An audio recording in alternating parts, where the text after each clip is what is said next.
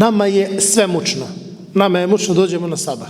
Nama je mučno da dođemo na podne. Nama je mučno da učimo Kur'an. Nama je mučno da učimo zikrove.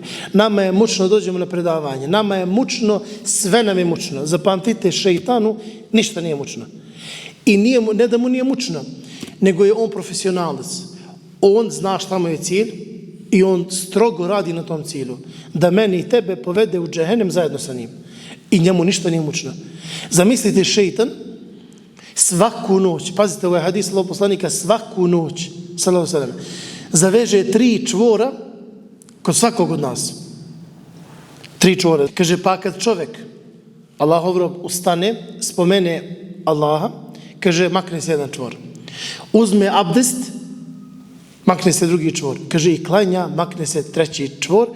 Kaže, pa vjernik ustane, pun snage, pun elana, pun nešto razdragan i veseo.